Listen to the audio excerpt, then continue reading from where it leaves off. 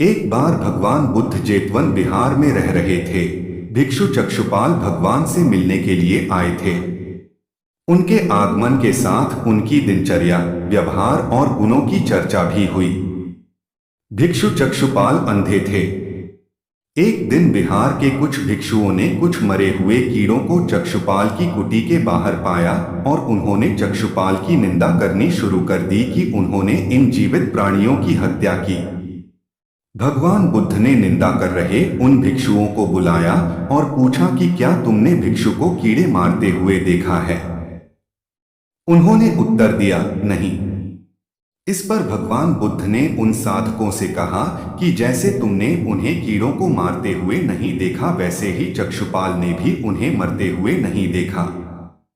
और उन्होंने कीड़ों को जानबूझकर नहीं मारा है, इसलिए उनकी भर्त्सना करना उचित नहीं है। भिक्षुओं ने इसके बाद पूछा कि चक्षुपाल अंधे क्यों हैं? उन्होंने इस जन्म में अथवा पिछले जन्म में क्या पाप किए? भगवान बुद्ध ने चक्षुपाल के बारे में कहा कि वे पूर्व जन्म में एक चिकित्सक थे। एक अंधी स्त्री ने उनसे वादा किया था कि यदि वे उसकी आंखें ठीक कर देंगे तो वह और उसका परिवार उनके दास बन जाएंगे। स्त्री की आंखें ठीक हो गई, पर उसने दासी बनने के भय से यह मानने से इनकार कर दिया। चिकित्सक को तो पता था कि उस स्त्री की आंखें ठीक हो गई हैं। वह झूठ बोल रही है।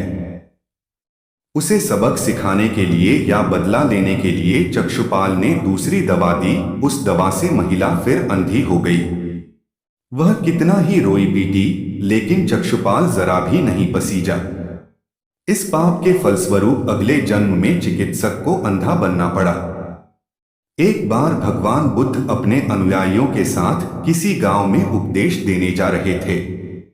उस गांव से पूर्व ही मार्ग में उन लोगों को जगह जगह बहुत सारे गड्ढे खुदे हुए मिले। बुद्ध के एक शिष्य ने उन गड्ढों को देखकर जिज्ञासा प्रकट की, आखिर इस तरह गड्ढे का खुदे होने का तात्पर्य क्या है? बुद्ध बोले, पानी की तलाश में किसी व्यक्ति ने इतने गड्ढे खोदे हैं। यदि वह धैर्यपूर्वक एक ही स्थान पर गड्ढे खोदता तो उसे पानी अवश्य मिल जाता, पर वह थोड़ी देर गड्ढा खोदता और पानी न मिलने पर दूसरा गड्ढा खोदना शुरू कर देता। व्यक्ति को परिश्रम करने के साथ धैर्य भी रखना चाहिए। अमृत की खेती। एक बार भगवान बुद्ध भिक्षा के लिए एक किसान के यहाँ पहुंचे। तथागत को भिक्षा के लिए आया देखकर किसान उपेक्षा से बोला, श्रमण, मैं हल जोतता हूं और तब खाता हूं। तुम्हें भी हल जोतना और बीज बोना चाहिए और तब खाना खाना चाहिए।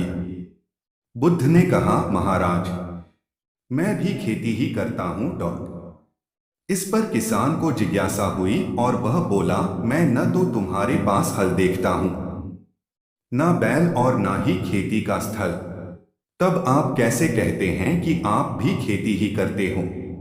आप कृपया अपनी खेती के संबंध में समझाइए। बुद्ध ने कहा, महाराज, मेरे पास श्रद्धा का बीज, तपस्या रूपी वर्षा और प्रजा रूपी जोत और हल है। पाप भीरुता का दंड है, विचार रूपी रस्सी है, स्मृति और जागरूकता रूपी हल की फाल और पेनी है। मैं वचन और कर्म में संयत रहता हूँ। मैं अपनी इस खेती को बेकार घास से मुक्त रखता हूँ और आनंद की फसल काट लेने तक प्रयत्नशील रहने वाला हूँ। अप्रमाद मेरा बैल है जो बाधाएं देखकर भी पीछे मुंह नहीं मोड़ता है। वह मुझे सीधा शांति धाम तक ले जाता है। इस प्रकार मैं अमृत की खेती करता हूँ।